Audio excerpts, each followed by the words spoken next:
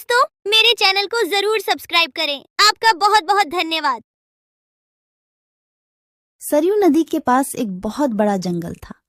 उस जंगल में काफी सारी जानवर रहते थे जो प्यास लगने पर नदी में आकर पानी पीते थे। नदी के दूसरे किनारे पर एक और छोटा सा जंगल था जहां बहुत कम जानवर थी। एक दिन बड़ी जंगल का छोटा खरगोश सरयू नदी के पास आकर पानी पी रहा होता है। तभी नदी के दूसरी ओर खड़ा एक बाघ उसे देख रहा होता है। यह खरगोश आज मेरा भोजन बन सकता है। वैसे भी मेरे जंगल में अब शिकार करने लायक जानवर बचा भी नहीं है। क्यों न मैं नदी के उस पार वाले जंगल में जाकर शिकार करूं। और वैसे भी वह जंगल बहुत बड़ा है और वहां का शेर भी मूर्ख और शाकाहारी है। पता नहीं ऐसे शेर मर क्यों नहीं जाते।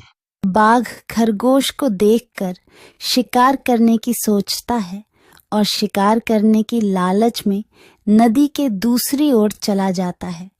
अपनी ओर बाघ को आता देख खरगोश वहां से भागने लगता है, पर तभी बाघ उसे आवाज देकर रोक लेता है।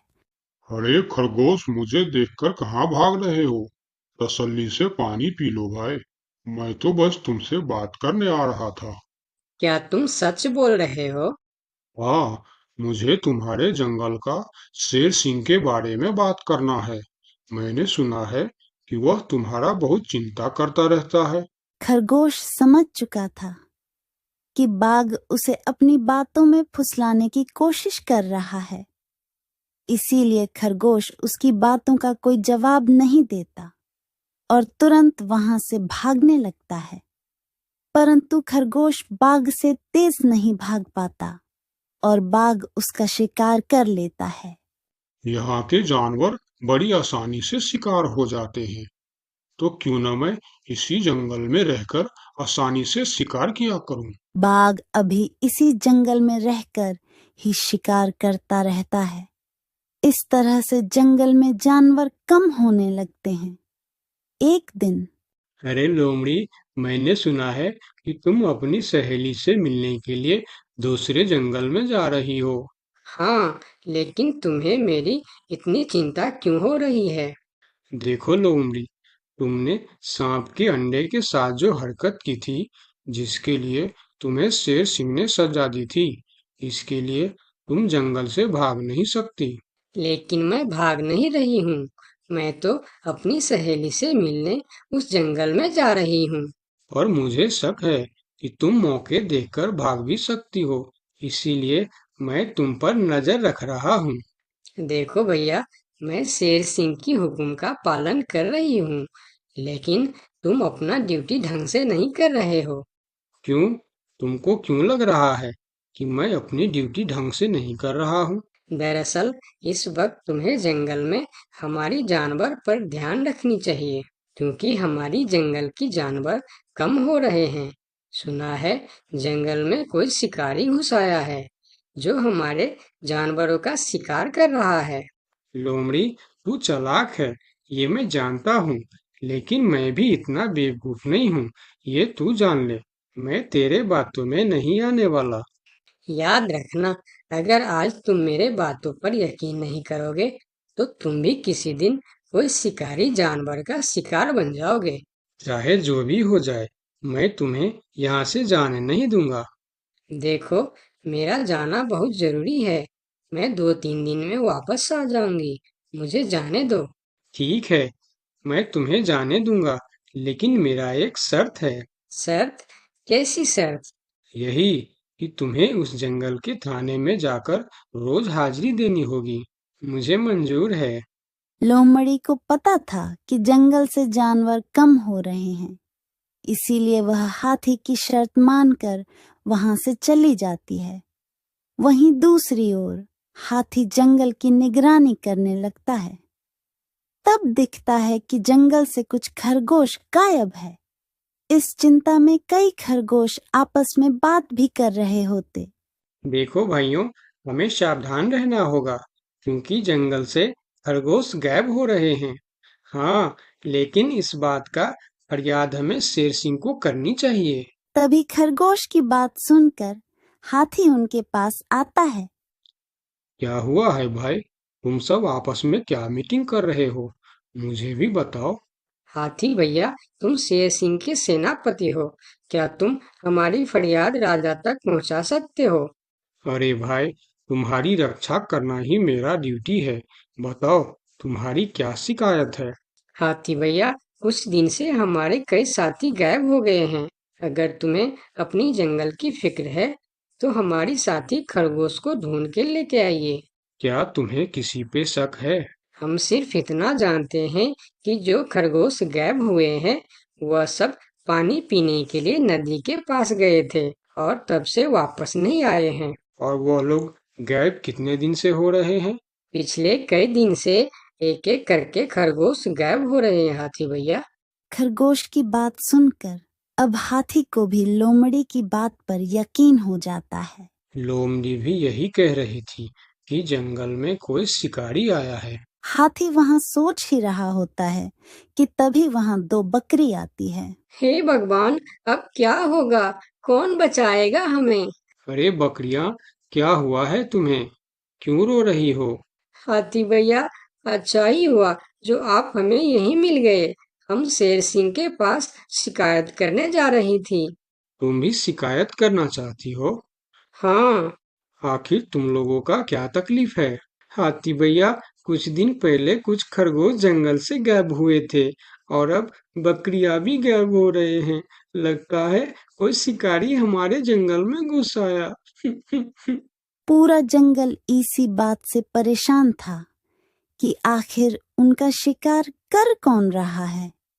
अब वह सभी मीटिंग के लिए शेर सिंह के पास जाते हैं और सारी बातें शेर सिंह को बताते हैं, जिस पर शेर सिंह अपनी जंगल की जानवरों से कहता है, आप सब फिक्र मत करो, मैं बहुत जल्द पता लगा लूंगा कि यह काम किसका है और कौन हमारे जंगल का जानवरों का शिकार कर रहा है। तो अब हम क्या करेंगे शेर सिंह? आप लोगों से हमारी यह विनती है कि आप लोग जंगल से बाहर नहीं जाएंगे। जिसको भी पानी पीना है वह इसी जंगल का तालाब का पानी पिएगा। महाराज, आपका ये हुक्म हमें कब तक पालन करना होगा? एक बार बस मैं उस शिकारी को पकड़ लूं, उसके बाद आप लोग जंगल से बाहर जाकर भी पानी पी सकते हो। सभी जानवर शेर सिंह की बात मान जाता है और जंगल से बाहर जाना बंद कर देती है।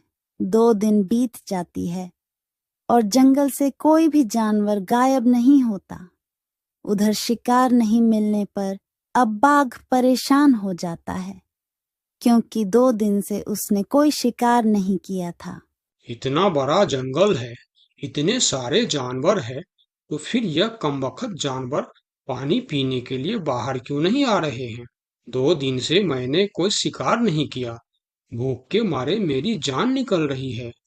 लगता है अब शिकार करने के लिए नदी का किनारा छोड़ जंगल के अंदर जाना पड़ेगा। आखिर मैं भी तो देखूं, इस जंगल में सभी जानवर आखिर गायब कहाँ हो गए हैं।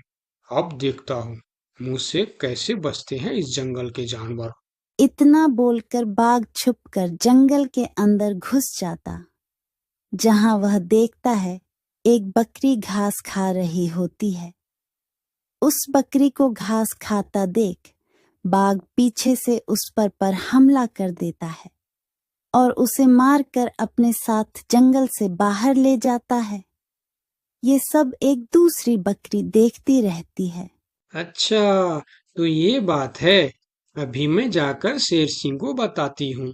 फिर बकरी सभी जानवरों को इकट्ठा करके शेर सिंह के पास पहुंचती है। महाराज, हमारे जंगल में दूसरे जंगल का बाघ घुस आया है और वही हमारे जंगल में शिकार कर रहा है। महाराज, वह बहुत तेज और बहुत दुष्ट शिकारी है।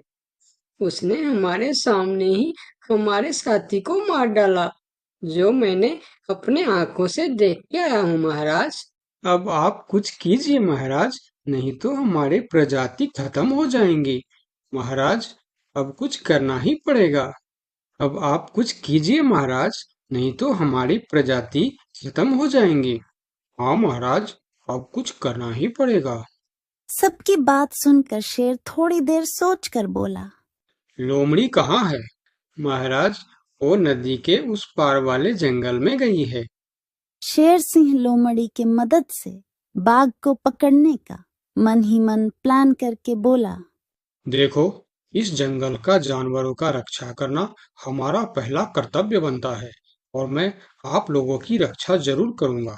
बस आप सबको मेरा साथ देना होगा। जैसे मैं बोलूंगा वैसे आप सबको करना होगा। हाँ, हम सब तैयार हैं महाराज। तो सुनो, आप लोगों में से कोई भी उस नदी के किनारे नहीं जाएगा और जब वह शिकारी को शिकार नहीं मिलेगा तब वह जंगल के अंदर आने के लिए मजबूर हो जाएगा और वो जब जंगल के अंदर आ जाएगा तब मैं जंगल के किसी एक जानवर को उसके सामने भेजूंगा। फिर जैसे ही वह मेरे भेजे हुए जानवर का शिकार करने जाएगा हम सब उस पर हमला बोल देंगे। मतलब हम में से किसी एक को अपनी जान खतरे में डालनी होगी महाराज। हाँ, मगर मौत के मुंह में जाने के लिए कौन तैयार होगा महाराज, वह तुम्हें कल पता चल जाएगा। शेर सिंह अपने गुप्तचरों द्वारा लोमड़ी को संदेश भिजवाकर उसे वापस बुलाता है।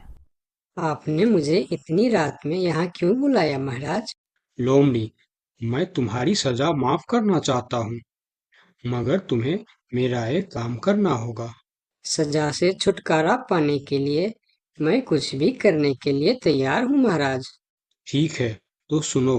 लोमड़ी की हाँ करती ही शेर सिंह ने बाघ को पकड़ने का प्लान उसे बता दिया। महाराज, जब बाघ मेरा शिकार करने आएगा तब आप मुझे टाइम पर आकर बचा तो लेंगे ना? मैं शेर हूँ, कोई नेता नहीं जो वचन देकर मुकर जाऊंगा। तुम निश्चिंत रहो, तुम्हें कुछ भी नहीं होगा। अगले दिन प्लान के अनुसार लोमड़ी नदी के किनारे जाता है। शिकार को आता देखकर बाघ खुश हो जाता है। वाह, आज मुझे पेट भरकर खाना मिलेगा। शिकार के नजदीक आते ही मैं उसे मार दूंगा। लोमड़ी डरते डरते नदी के किनारे पहुंच जाता है। हे भगवान, टाइम पर शेर सिंह को भेज देना। कैसी हो लोमड़ी? मैं ठीक हूँ बाघ भाई। अभी तो तुम ठीक हो, लेकिन थोड़ी देर बाद ठीक नहीं रहोगे। क्या मतलब? मतलब ये कि मैं अभी भूखा हूँ और जब मैं भूखा होता हूँ तो किसी का भी शिकार कर लेता हूँ। इतना बोलकर जैसे ही बाघ लोमड़ी की तरफ जाता है वो शेर सिंह के जाल में फंस जाता है और वहां सारी जानवर आ जाता है। बाघ, तू शिकार के लालच में मेरे चंगुल में फंस गया है। अब तेरी कहानी खत्म। तुमने मुझे धोखा दिया शेर सिंह। जैसी करनी वैसी भरनी, मुहावरा तो तूने सुना ही होगा। बाघ, तू सबको धोखे से मारता था, इसीलिए मुझे तुम्हें भी धोखे से मारना पड़ा। मुझे माफ कर दो शेर सिंह, मैं हमेशा के लिए जंगल छोड़कर चला जाऊंगा। तूने हमारे जनता पर अत्याचार किया है, अब तुम्हें इसका हिसाब चुकाना पड़ेगा। साथियों, अपना बदला ले लो। शेर सिंह की आज्ञा मिलते ही सारे जानवर उस बाघ पर टूट पड़ता है। इस तरह से शेर सिंह अपने चालाकी और सूझबूझ से अपने जंगल के जानवरों की रक्षा करता है। इस कहानी से हमें यही सीख मिलती है कि धोखे का अंजाम धोखा ही होता है, जैसी करनी वैसी भर।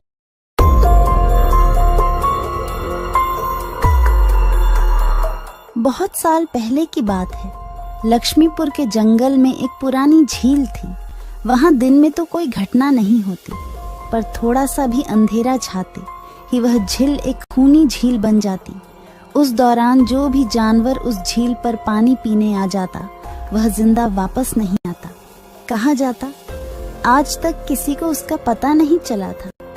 यही वजह थी कि जंगल के सारे जानवरों ने, यहाँ तक कि जंगल की राजा शेर ने भी उस झील को खूनी झील घोषित कर दिया था। अब पूरे जंगल में कोई भी शाम को उस झील की तरफ जाने की हिम्मत नहीं करता था।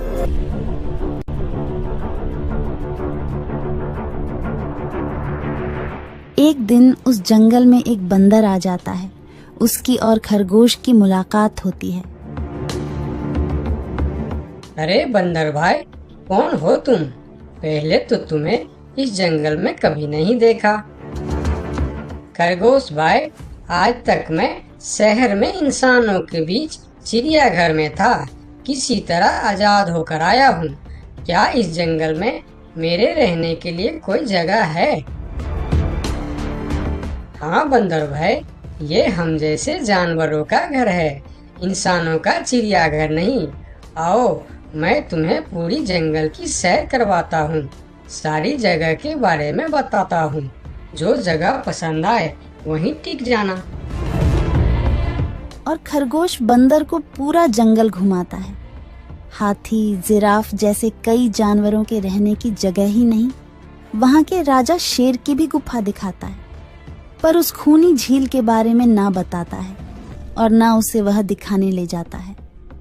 बंदर वहीं बरगद के एक बड़े से पेड़ को अपने रहने के लिए पसंद कर लेता है। वहां रहते हुए अभी उसे 2 दिन ही गुजरते हैं कि तीसरे दिन शाम को घूमता हुआ वह उसी खूनी झील के पास पहुंच जाता है। अरे वाह, कितने सुंदर झील है। जी तो करता है ठंडे ठंडे पानी में कूद कर नहा लूं, लेकिन सर्दी होने का डर है। चलो, आज सिर्फ ठंडा ठंडा पानी से अपना प्यास ही बुझा लेते हैं।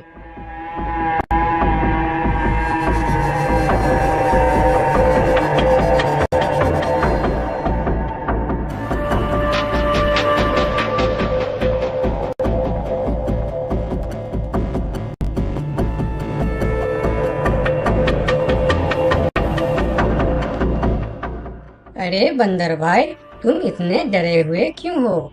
कहाँ से आ रहे हो?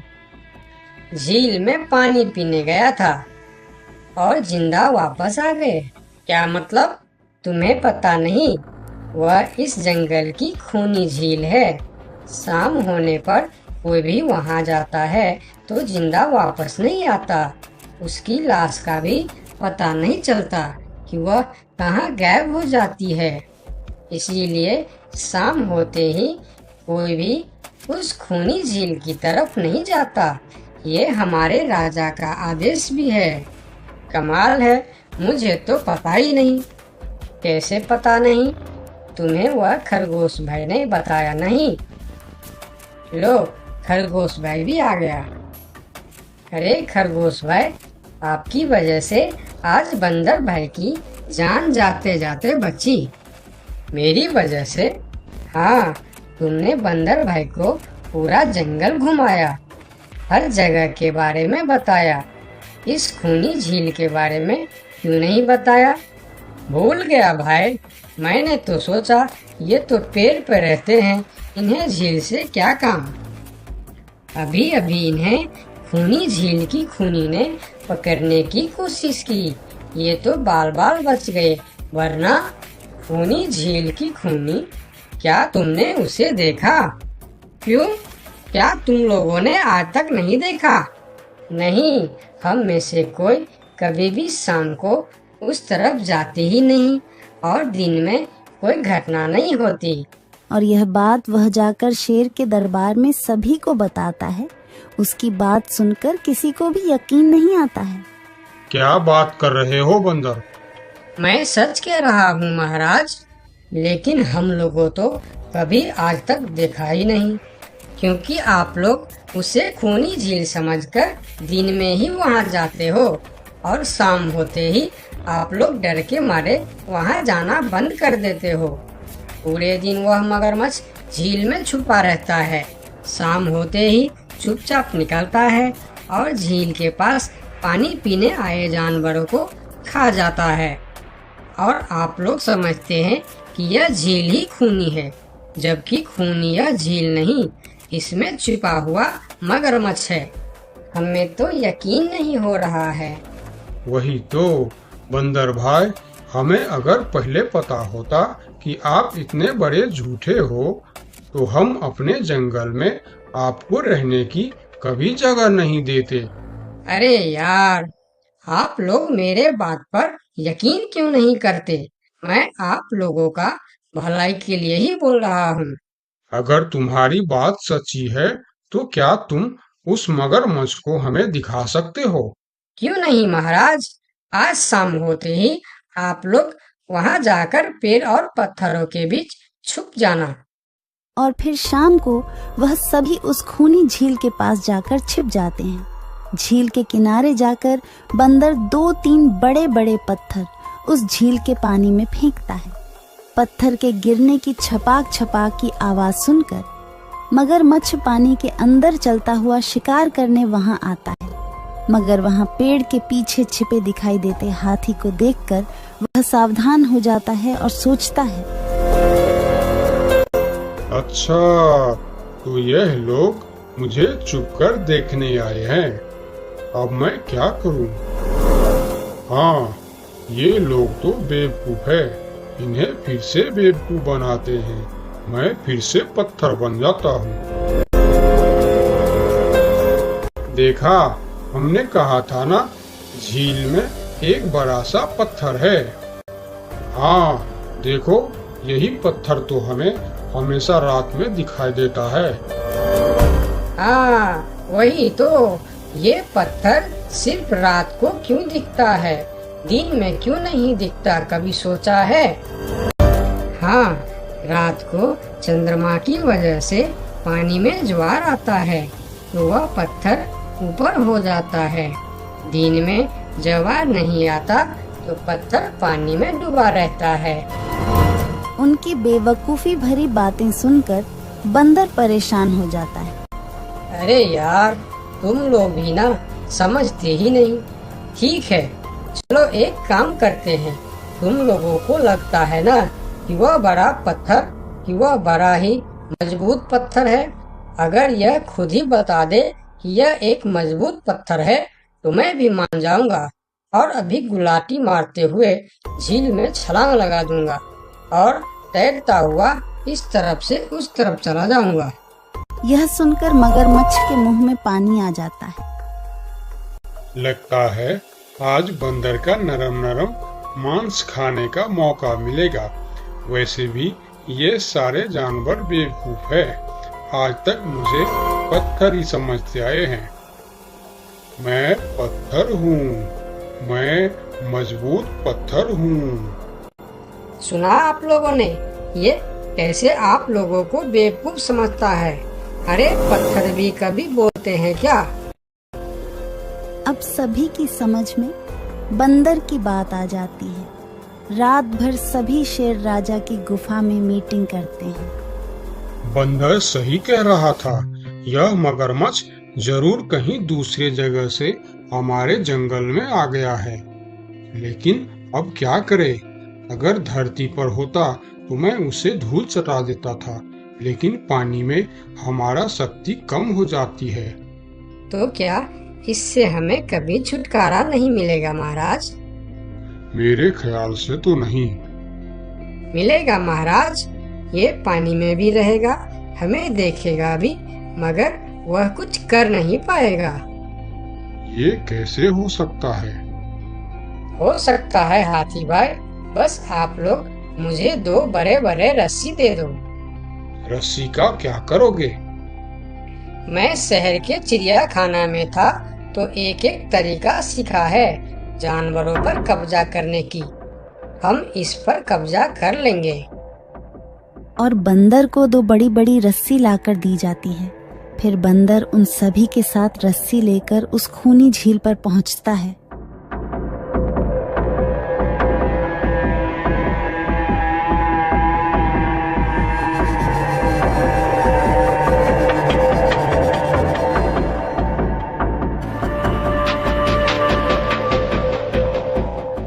कल तक तो यह बंदर मुझे देखकर भागता था और आज पानी पीने आया है।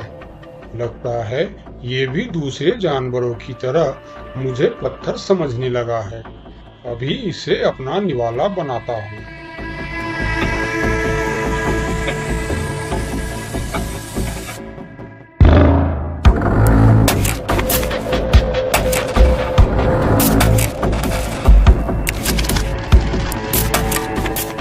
अरे, ये तो भाग भी नहीं पा रहा है।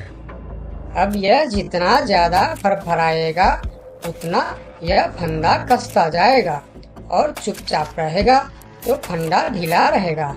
जैसे यह फिर हिलेगा, फिर फंदा कसता जाएगा। अब ना यह इससे छूट सकता है और ना पानी में जा सकता है। अरे वाह, फिर तो यह हमारा कुछ भी नहीं बिगाड़ सकता।